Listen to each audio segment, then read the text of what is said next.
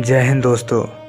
क्या आपने कभी सोचा है कि वह देश जिसका साम्राज्य एक ज़माने में अफ़गानिस्तान तक फैला हुआ था, जो अपनी धन वैभव और संपन्नता की वजह से विदेशियों के लिए आकर्षण का केंद्र हुआ करता था, जिसने सिकंदर जैसे राजा को अपनी सीमा में घुसने नहीं दिया, वह अखंड देश भारत कैसे गुलामी में जकड़ गया? कैसे उसका मध्य और आधुनिक काल इतने संघर्ष और गरीबी से बीता? दोस्तों, बात है उस वक्त की जब देश में जैन धर्म और बौद्ध धर्म का उदय हुआ था। इन दोनों धर्मों में हिंसा को सबसे बड़ा पाप बताया गया है, जिसके चलते इसके अनुयायी अहिंसक होते चले गए। भारत के महान राजाओं ने भी यही रास्ता अपनाया। मौर्य वंश के संस्थापक चंद्रगुप्त मौर्य ने युद्ध, लड़ाई और हिंसा को छोड़कर जैन धर्म अपना लिया और अहिंसक हो गए। यही किया चंद्रगुप्त मौर्य के वंशज सम्राट अशोक ने।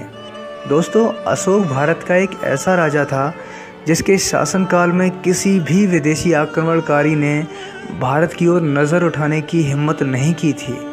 वो सम्राट अशोक ही था जिसका साम्राज्य अफ़गानिस्तान तक फैला हुआ था। लेकिन दोस्तों, फिर वही हुआ। कलिंग युद्ध के बाद अशोक ने भी बौद्ध धर्म स्वीकार कर अहिंसा का रास्ता चुना। यहाँ तक कि अशोक ने शिकार पर भी प्रतिबंध लगा दिया। बौद्ध धर्म के प्रचार प्रसार के लिए उन्होंने देश विदेश में अपने दूत भेजे। युद्ध न करने की वजह से सैनिक निरंतर कमज़ोर होते चले गए।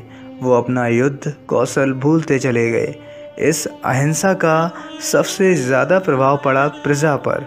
प्रजा इतनी अहिंसक हो गई कि वो किसी बाहरी आक्रमण से अपनी रक्षा नहीं कर सकती थी। इसका प्रभाव हिंदुओं पर भी पड़ा। दोस्तों, हम हिंदुस्तानियों की इसी कमज़ोरी का फ़ायदा उठाया विदेशी आक्रांताओं ने।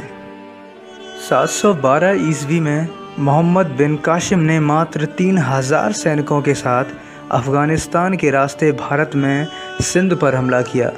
दोस्तों, उस वक्त वहाँ की अधिकांश जनता बौद्ध धर्म को मानने वाली थी, जिस वजह से अरबों को उनका दमन करने में कोई परेशानी नहीं हुई।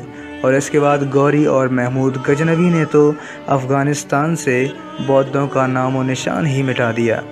दोस्तों, ठीक इसी प्रकार महमूद गजनवी गुजरात के सोमनाथ मंदिर को लूटने 17 बार भारत आया। लेकिन लोगों ने अहिंसावादी होने के साथ साथ मौन रहना भी सीख लिया था। हम लोग मौन रहकर सब कुछ देखते रहे। वो बार बार आता रहा, मंदिरों को लूटता रहा, लेकिन फिर भी कोई इसके विरोध में नहीं आया। दोस्तों, हमारा यही मौन हमारी गुलामी का प्रारूप तैयार कर रहा था। हमारा यही मौन देश को गुलामी की तरफ ले जा रहा था। देश पर बाहरी आक्रमण और तेज हो गए। आज की तरह भारत का समाज उस वक्त भी कई वर्गों में बटा हुआ था, जिसमें लगभग 85% जनसंख्या वैश्यों और शूद्रों की होती थी, और वहीं युद्ध करने का काम केवल क्षत्रियों का होता था, जिनकी संख्या लगभग 5% थी। दोस्तों, यानी केवल 5% लोग ही शत्रुओं का सामना करते थे। बाकी लोग मौन रहकर तमाशा देखते थे। अगर नीची जाति का कोई व्यक्ति सेना में शामिल होना भी चाहता था तो उसे नीच कहकर भगा दिया जाता था, और फिर चाहे वो युद्ध कौशल में कितना ही निपुण क्यों ना हो। देश में पुर्तगालियों, डचों, फ्रांसीसियों और अंग्रेज़ों का आगमन शुरू हुआ। वो सब व्यापार के नाम पर भारत को लूटने आए थे। भारत के व्यापार पर अपना एकाधिकार करने के लिए उनके बीच कई युद्ध हुए, लेकिन फिर भी हम हिंदुस्तानी कुछ भी नहीं समझ सके और सब कुछ देखते रहे। और धीरे धीरे अंग्रेज़ों ने भारत पर अपना आधिपत्य जमाना शुरू कर दिया। 23 जून 1757 को प्लासी के मैदान में रॉबर्ट क्लाइव के 300 सैनिकों के आगे सिराजुद्दौला के 18,000 सैनिकों ने युद्ध लड़े बिना ही हथियार डाल दिए। और इससे भी ज़्यादा शर्मनाक बात यह थी कि जब रॉबर्ट क्लाइव अपने घोड़े पर बैठकर अपने 300 सैनिकों के साथ सिराजुद्दौला के 18,000 सिपाहियों को बंदी बनाकर बंगाल की राजधानी मुर्शिदाबाद की तरफ जा रहा था, तब इस जुलूस को देखने के लिए हज़ारों हिंदुस्तानी वहां आए हुए थे, जो सड़क के दोनों ओर खड़े होकर तमाशा देख रहे थे। इस घटना का जिक्र क्लाइव ने खुद अपनी डायरी में किया है, जिसमें वो लिखता है कि अगर वहां खड़े एक एक भारतीय ने एक छोटा सा पत्थर उठाकर हम अंग्रेज़ों को मारा होता तो भारत से हम अंग्रेज़ों का अस्तित्व कब का ख़त्म हो गया होता और भारत का इतिहास आज कुछ और ही होता।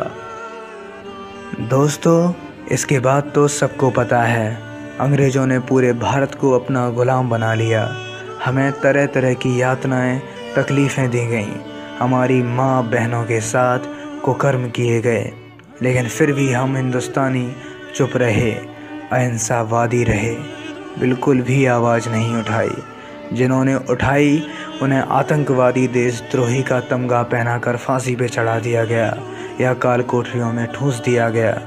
भगत सिंह, राम प्रसाद बिस्मिल, अशफाक़ुल्लाह खां, चंद्रशेखर आज़ाद, सुभाष चंद्र बोस जैसे क्रांतिकारी ये चिल्लाते चिल्लाते मर गए कि अब बस अपनी चुप्पी तोड़ो और अंग्रेज़ों को भारत से खदेड़ दो।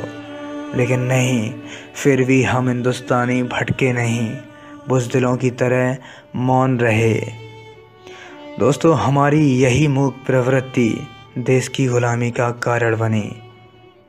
लॉर्ड वेलिंगटन, जो भारत का वायसराय बनकर आया था, उसने गांधी जी से एक सवाल पूछा था कि बापू, क्या आप जानते हैं कि हमने इतने सालों तक भारत को ग़ुलाम कैसे बनाए रखा? तब गांधी जी के पूछने पर उसने बताया कि भारत के लोगों को कुछ भी दिया जाए वे बड़ी आसानी से स्वीकार कर लेते हैं। उन्हें इतना भी कहना नहीं आता कि हमें इसकी आवश्यकता नहीं है।